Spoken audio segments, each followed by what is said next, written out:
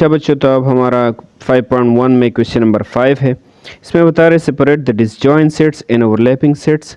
पहले हम ये समझा लें कि डिसजॉइंट सेट्स और ओवरलैपिंग सेट्स क्या होते हैं, फिर ये क्वेश्चन आप लोग खुद से भी हल कर सकते हैं। ठीक है, तो मैंने यहाँ पर कुछ डिफिनेशंस लिख के, overlapping sets, two or more sets are said to be overlapping sets if they have at least one element in common।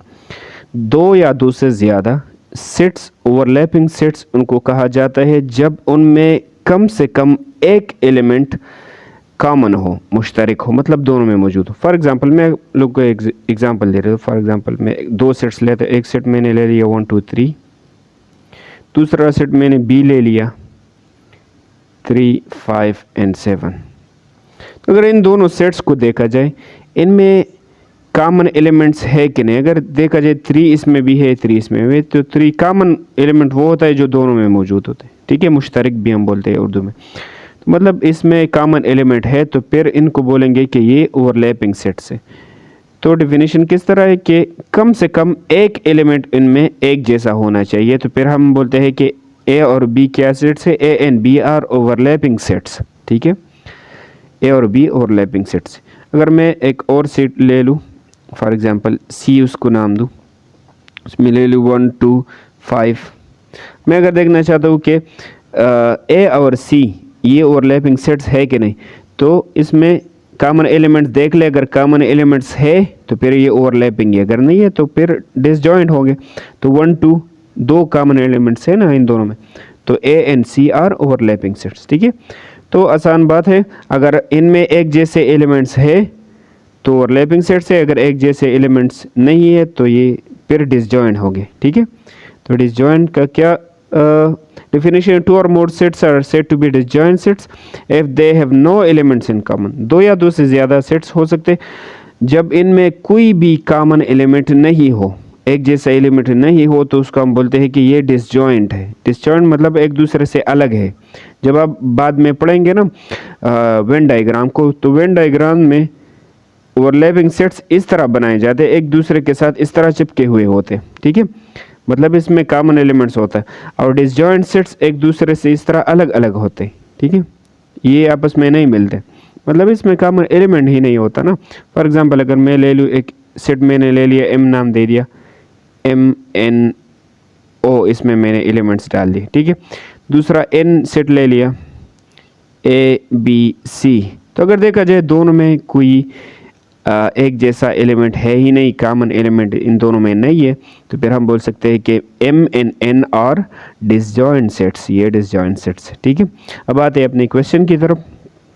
तो पहले क्वेश्चन में अगर आप लोग पार्ट ए में देख लें, तो इसमें x इज इक्वल टू 13 15 17 19 21 और दूसरे में 12 14 16 18 और 20। तो अगर इन दोनों सेट्स में देखा जाए तो इन दोनों में कॉमन एलिमेंट नहीं है, तो फिर हम बोलते हैं कि ये डिसजॉइंट सेट्स है। ठीक है, मैंने आगे डिसजॉइंट लिखा भी।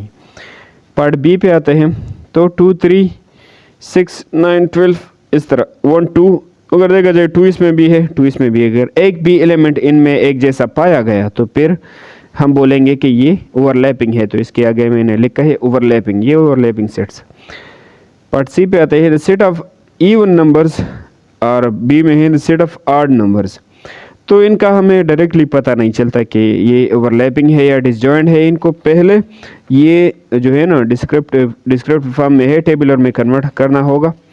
पार्ट ए सेट हमारा है सेट ऑफ इवन नंबर्स। तो इवन नंबर्स हमारे पास इस तरह होते हैं, 0 भी इसमें शामिल है, 4 6 8 10 इस तरह आगे जाते हैं। ठीक है, 2 4 6 जो 2 के टेबल में आते हैं ना, और इस तरह आगे तक जाते हैं।